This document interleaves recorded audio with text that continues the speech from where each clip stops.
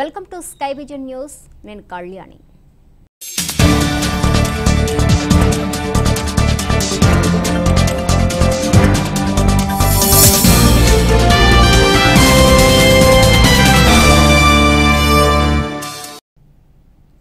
ముమ్మిడివరం నియోజకవర్గంలో 3 చోట్ల అంబేద్కర్ విగ్రహాలను ధ్వంసం చేయడంతో ఆగ్రహించిన దళిత సంఘాలు దోషులను వెంటనే శిక్షించాలని 216 జాతీయ రహదారిపై రాస్తారోకో చేపట్టారు.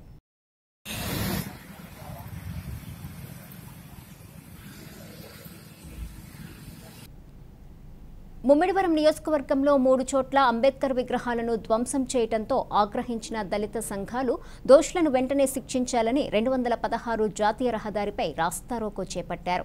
ముమ్మిడివరం మండలం అన్నంపల్లి 216 జాతీయ రహదారి చెంతనే ఉన్న విగ్రహాన్ని వేలును ధ్వంసం చేశారు. అలాగే ఐపోలవరం మండలం కొమరగిరి గట్టువారిపేటలో మరియు కొమరగిరి జాంబవానిపేటల్లో ఉన్న అంబేద్కర్ విగ్రహాలను కూడా ఇదే విధంగా ధ్వంసం చేయడంతో తీవ్ర ఆవేదనకు గురైన దళిత సంఘాలు, మహిళలు, యువకులు రోడ్డుపై రాస్తారోకోలు, ధర్నాలు నిర్వహించారు.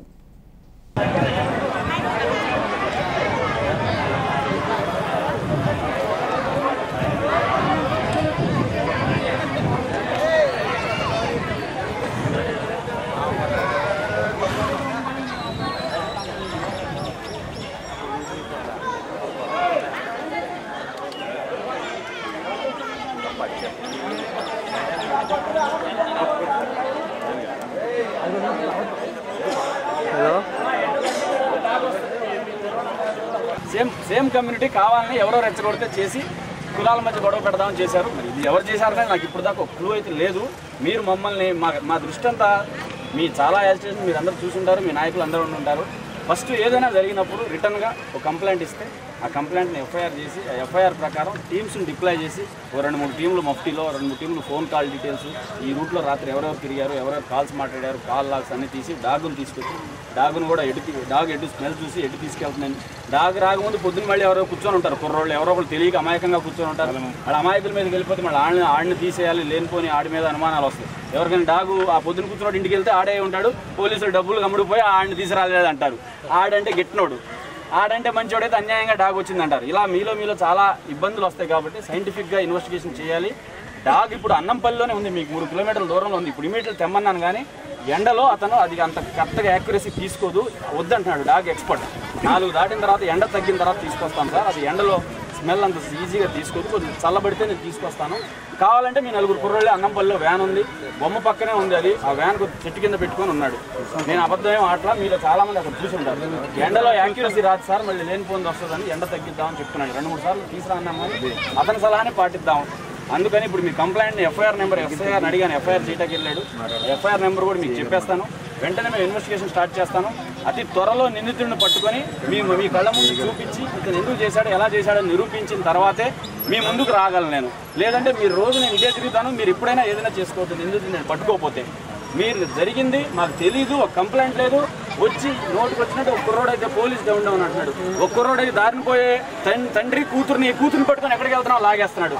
అది యాజిటేషన్ అవుద్దా? ఆ అమ్మాయి ఏడ్చేసింది నాకు, ఆ పొట్టు కుర్రోడు ఇంకా మళ్ళీ కనబట్లా. ఆడు ఫోటో తీసుకున్నాం, ఎట్టి పరిస్థితులు అలాంటి అయితే వదలను. అంబేద్కర్ గురించి మీరు గంట చేయండి, 2 గంటలు నిరసన చేయండి, నేను సహకరిస్తాను. కానీ దారిని పోయి ఆడపిల్లని చేయమని ఏ అంబేద్కర్ అనలేదు, నేను అనలేదు, మీరు అనలేదు.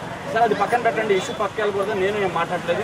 48 గంటల్లో ఖచ్చితంగా మీ ముందుకు నిలుచు తీసుకురాగలని నాకైతే నమ్మకం ఉంది. నా ఇన్వెస్టిగేషన్ మీద నాకు నమ్మకం ఉంది, నా స్పీచ్ మీద నాకు నమ్మకం ఉంది. మాకు టైం ఇస్తే మీరు ప్రాక్టీస్ చేసి మాకు ఇన్వెస్టిగేషన్ స్టార్ట్ చేస్తే ఆ బొమ్మ వెళ్ళి నేను చూసి ఎవరెవరు రాత్రి అక్కడ ఎవరున్నారు, రాత్రి ఎవరు లేరు, ఎవరు నేను స్టార్ట్ చేయాలంటే ఇక్కడ నుంచి పక్కకి వెళ్ళాలి, యూనిఫామ్ తీసేయాలి. యూనిఫామ్లో ఎవరు వెళ్ళాలంటే ఎవరు చెప్తారు నాకు, నా టీమ్స్ ఎవరు చెప్తారు? దయచేసి సహకరించండి. అతి త్వరలో నిందితున్నాయి.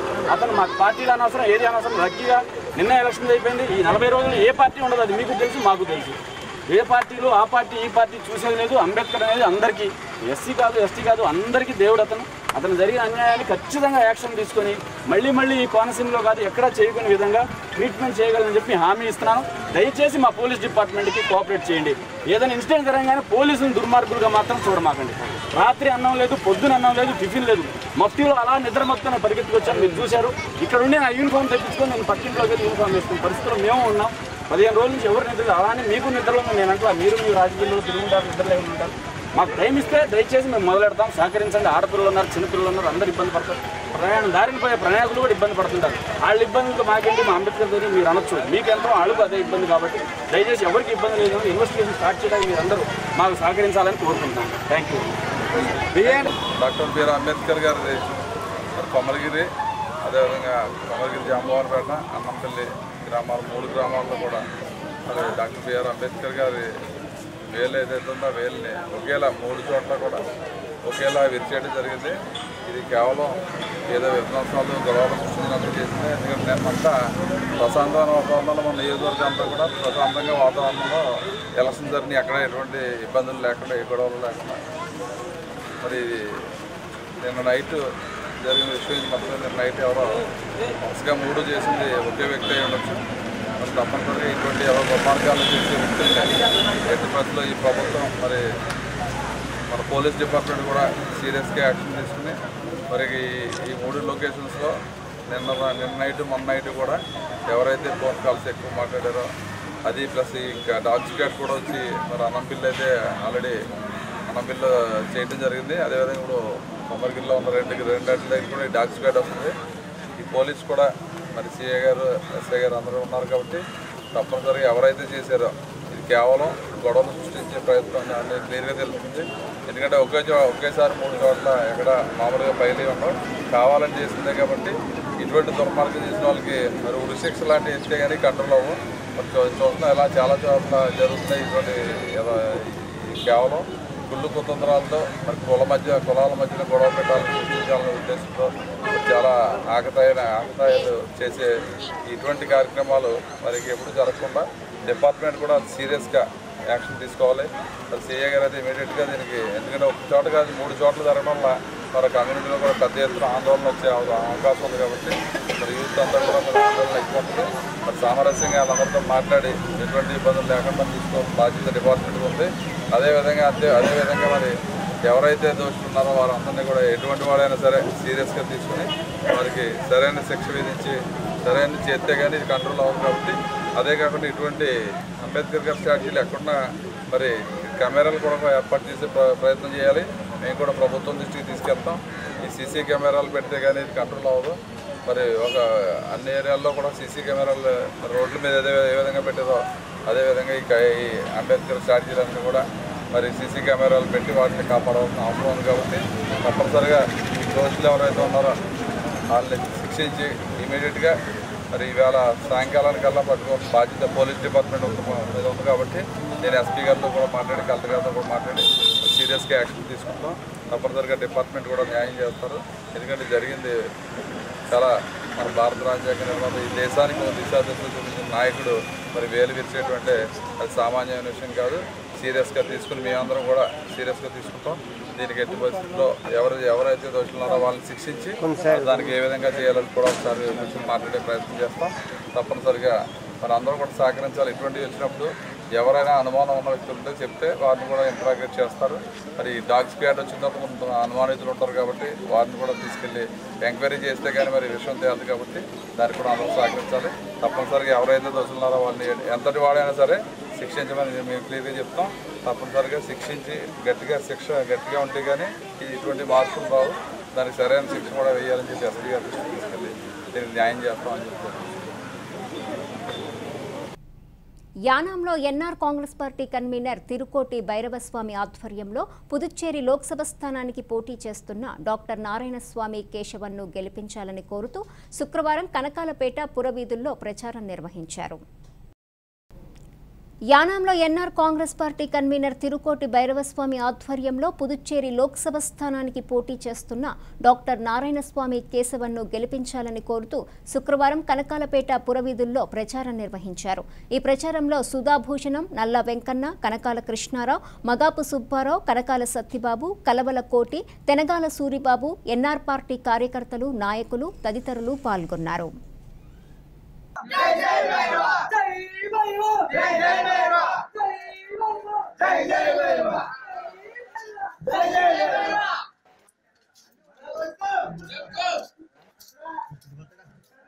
జగ్గో జై జగ్గో మన ఓటు జగ్గో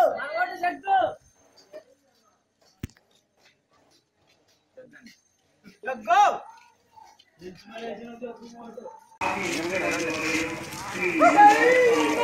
జై అన్న జై జై అన్న జై జై అన్న జై జై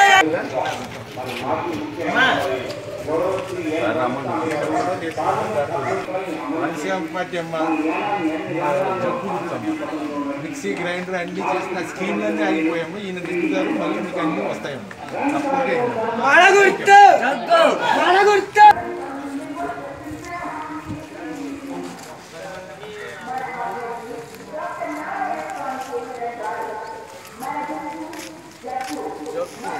ఓటర్స్ అందరూ కూడా భయపడుతూ భయాందోళనతో జీవిస్తున్నట్టుగా క్లియర్ కట్గా తెలుస్తుంది.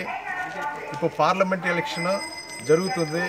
రంగస్వామి గారు ఆదరించే క్యాండిడేట్కి మీరు ఓటేస్తే మంచి ప్రభుత్వం ఏర్పడుతుంది. మోడీ గారు ప్రైమ్ మినిస్టర్ అవుతారు. కాబట్టి ధైర్యంగా అందరూ ఓటు వేయాలని ప్రతి ఒక్కరిని కూడా నేను కోరుతున్నాను. ఈ పరిపాలన అంతం చేయాలంటే మీరందరూ మీ ఓటు హక్కుని సద్వినియోగం చేసుకోవాలి.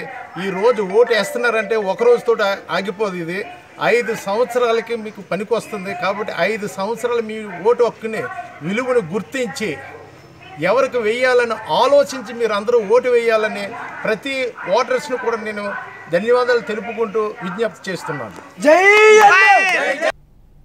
తాళరేవు మండలం సుంకరపాలెం బైపాస్ నందు కొలువు తీరిన శ్రీ సద్గురు సాయినాథుని ప్రథమ వార్షికోత్సవం శుక్రవారం ఘనంగా నిర్వహించారు.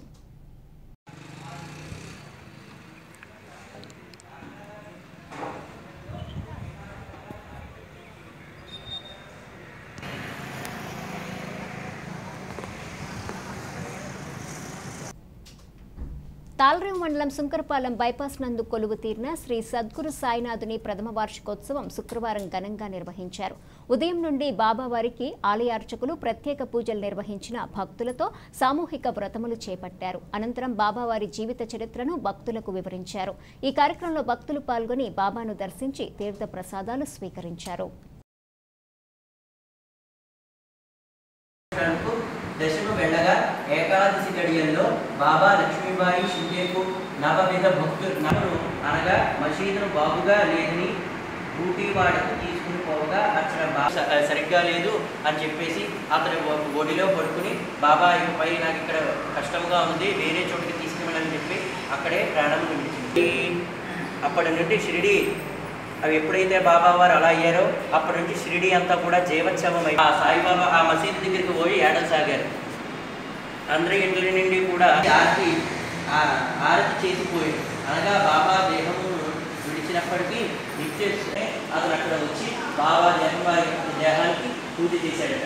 అయితే నేను మరణించినా కూడా నేను బతికే ఉన్నట్టుగా వారి కళ్ళలో కనిపించి మసీదు కూలిపోయినది, నీవు వెంటనే వచ్చి నన్ను పూలతో కప్పుము అని దాసుకుని షిరిడీ వచ్చి 24 గంటల పాటు నామ సంకీర్తన చేసి బాబా శరీరమును పూలతో కప్పెను.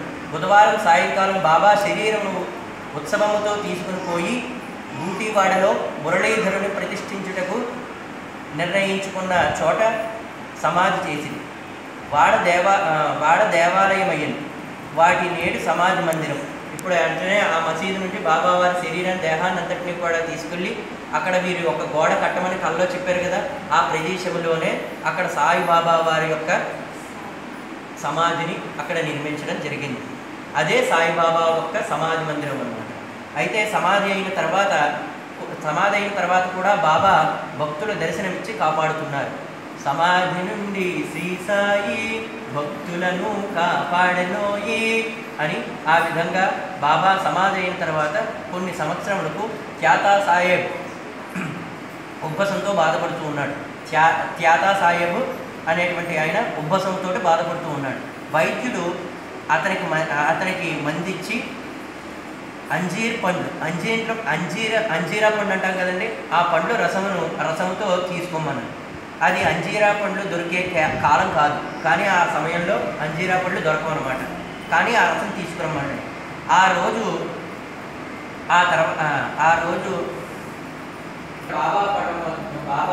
బాబావారి యొక్క పటం వద్ద అప్పుడే పూసినటువంటి 14 అంజీరా పండ్లు ఉన్నాయన్నమాట. అంటే బాబాను కాపాడట్లేదా అని చెప్పేసి అనుకుంటూ ఇంటికి వెళ్ళి దేవుడి తల్లి వచ్చినప్పటికీ తాళ్లరేవు మండలం తాళ్లరేవు డాక్టర్ బిఆర్ అంబేద్కర్ భవనంలో డాక్టర్ అంబేద్కర్ వారి 128వ జయంతి కార్యక్రమం ఆదివారం ఉదయం 9 గంటలకు నిర్వహిస్తున్నామని తాళ్లరేవు మండల దళిత యునైటెడ్ వెల్ఫేర్ అసోసియేషన్ అధ్యక్షుడు దడాల జగదీశ్వరరావు తెలిపారు. తాళ్లరేవు మండలం అంబేద్కర్ భవనంలో ఆదివారం నిర్వహిస్తున్న బాబాసాహెబ్ భీమారావు రామ్జీ అంబేద్కర్ వారి జయంతి కార్యక్రమంలో అందరూ హాజరు కావాలని అధ్యక్షులు దడాల జగదీశ్వరరావు కార్యవర్గ సభ్యులు కోరారు. ఆదివారం ఉదయం 9 గంటలకు అంబేద్కర్ వారి జయంతి కార్యక్రమం తాళ్లరేవు అంబేద్కర్ భవనం నందు ఉదయం 9 గంటలకి ఈ కార్యక్రమం జరుగుతుంది. మరి తాళ్లరేవు మండలంలో ఉండేటువంటి మన 17 గ్రామ పంచాయతీల దళిత నాయకులు, ప్రజా సంఘాల వారు, అలాగనే యువజన సంఘాల వారు, అదేవిధంగా మహిళా మండలి వారు, మరి అంబేద్కరీలు, బుద్ధిస్టులు ప్రతి ఒక్కరు కూడా ఈ యొక్క గ్రామాల్లో 17 గ్రామ పంచాయతీల్లో కూడా మరి మన యొక్క ఆరాధ్యుడైనటువంటి అంబేద్కర్ని జయంతి కార్యక్రమం తొందరగా ముగించుకుని ఆ యొక్క గ్రామ పంచాయతీలో ఉదయం 9 గంటలకు ఆదివారం మరి తాళ్లరేవు అంబేద్కర్ భవనం నందుకు ఇచ్చేసి ప్రతి ఒక్కరు కూడా ఈ యొక్క తాళ్లరేవు మండల దళిత యునైటెడ్ వెల్ఫేర్ అసోసియేషన్ ఆధ్వర్యంలో జరుగుతున్నటువంటి ఈ యొక్క అంబేద్కర్ జయంతి కార్యక్రమాన్ని ప్రతి ఒక్కరు కూడా ఇచ్చేసి ఈ యొక్క కార్యక్రమాన్ని విజయవంతం చేయాలని చెప్పేసి మండల దళిత యునైటెడ్ వెల్ఫేర్ అసోసియేషన్ అధ్యక్షునిగా మీ అందరికీ హృదయపూర్వక. ఈ వార్తలు ఇంతటితో సమాప్తం. తిరిగి ప్రసారం అయ్యే స్కై విజన్ న్యూస్లో మళ్ళీ కలుసుకుందాం. అంతవరకు సెలవు. నమస్కారం.